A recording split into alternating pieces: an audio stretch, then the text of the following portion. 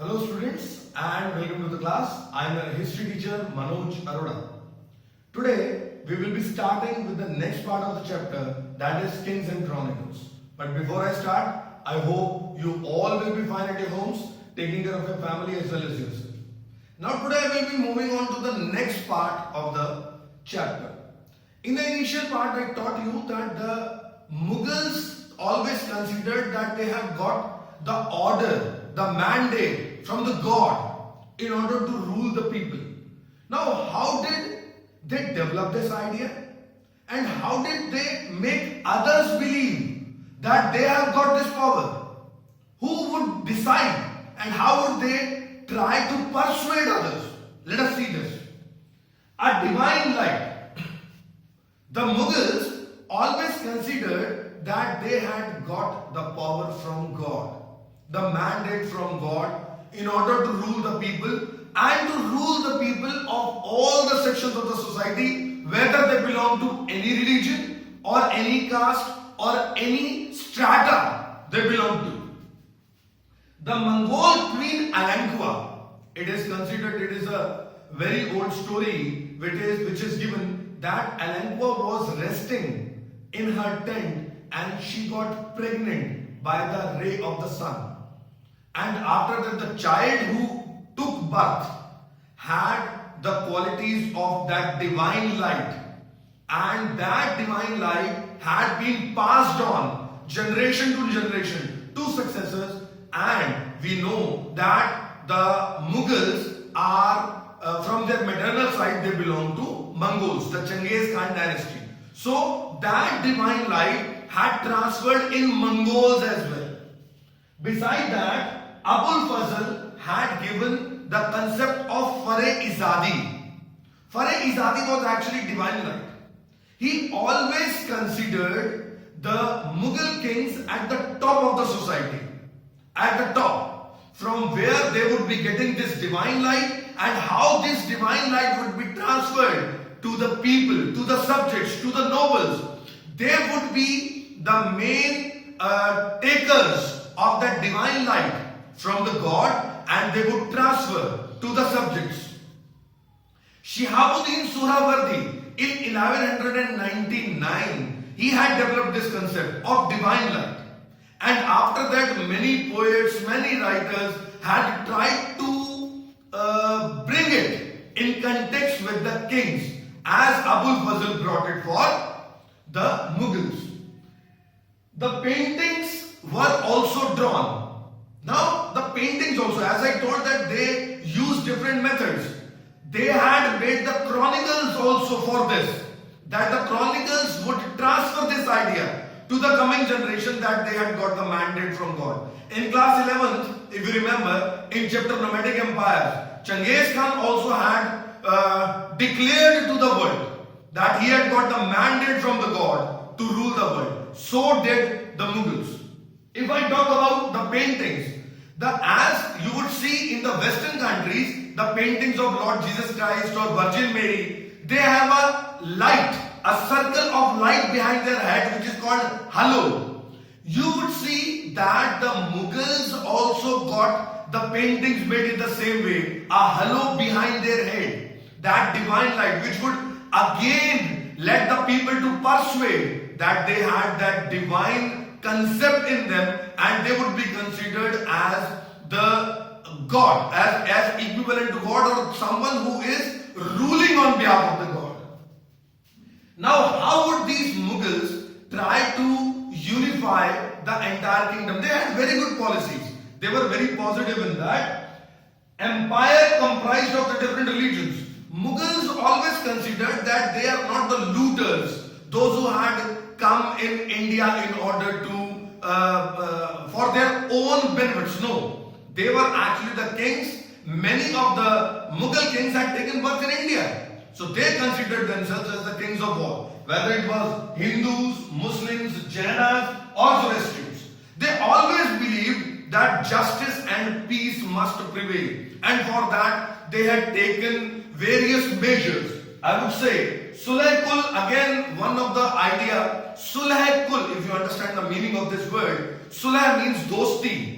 friendship in all types of religions, where everyone is free to keep his views, where they have freedom of expression, where they could live according to their wish, where they could follow their religion. Sulh Kul was the concept of meeting all the religions peacefully and coinciding, living together in this world in a peaceful way. Ideas, now these ideas were not only written in the chronicles, they were actually followed. If you would see the Mughal nobility had all kinds of nobles in it. Whether I talk about Iranis, Turanis, Afghans, Rajputs, Dakhanis, you would talk about anyone and you would find in the Mughal nobility. In that way also, they would initiate their ideas that they considered all people equal. Even not only this, the policy did not stop here. Akbar, in 1563, he abolished the pilgrimage tax. And in 1564, he abolished the jizya tax. Although this jizya tax was re-established and brought again by Aurangzeb.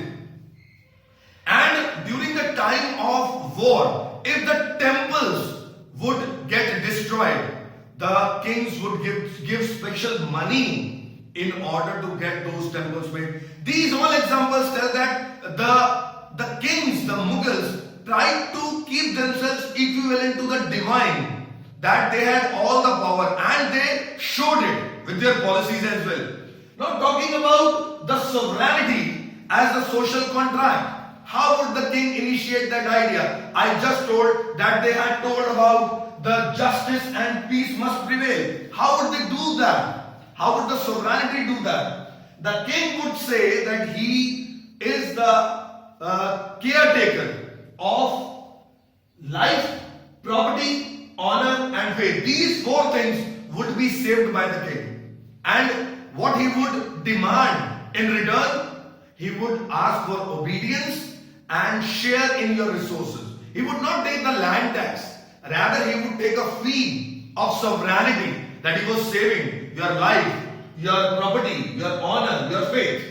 And idea of justice was kept at the top. I just told again the idea of justice, and that was expressed through motives. And what were these motives? Like the lion and the lamb sitting together at one place. That shows the peace must prevail. At the same time, the king's throne was considered at the center of the earth. That means the king's takht, that was throne, was considered as the balancing figure for the entire world. Now the capital cities during these Mughals, as we all know, that they were very much passionate about making of the buildings. They were very much passionate about it. Their capitals kept on shifting frequently. Babur took over the capital of Agra from the Lodhis, and then Akbar kept on making it. Like he made the fort of Agra in the red sandstone.